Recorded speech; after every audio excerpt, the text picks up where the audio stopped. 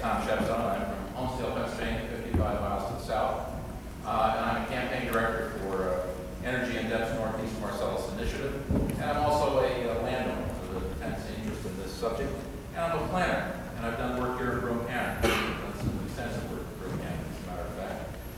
And I have several problems with this ordinance. But first of all, I want to endorse what Dan Fitzsimmons said about this and Bob Williams. This is a symbolic act.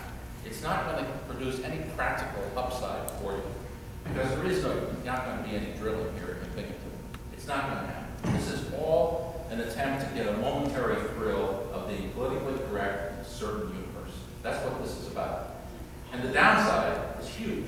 Because the downside is the message that you're sending to the employment community, to people like Neil, who just spoke to you, who employ Binghamton residents, to the people from the Holiday Inn who are employing Binghamton residents and creating real jobs, meaningful jobs for people. I would invite you to come to Williamsport. Williamsport, like you, is a metropolitan area. However, they're very different from you in one respect. You're ranked 210th in GDP growth last year. Williamsport is ranked 7th. 7th.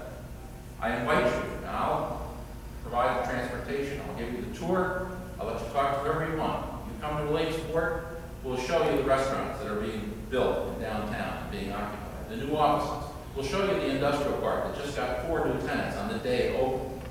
We'll show you the water that you can drink. We'll show you the roads that have been upgraded to better condition than they ever were before with funds that the townships could have never had they not had gas. I have several specific problems with this law. First of all, I think it's highly hypocritical in this law, in Section 254B, to say you're going to exempt local gas distribution facilities. Okay. When in fact, you're saying to everybody else you can. So you're effectively saying, we'll allow a compressor station that services existing activities and us, but we won't allow it for anybody else. Well, that's absurd, because the practical effects are the same from the environmental perspective. I think that's a serious problem for you. I also think that most of this ordinance is effectively a zoning law.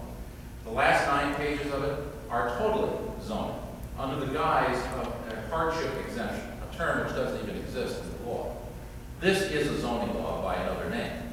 And if you read that, it's clearly an attempt to supersede the state and introduce a scheme of regulation that's totally detailed and totally comprehensive with respect to oil and gas. And you cannot do that. You cannot supersede the environmental conservation law.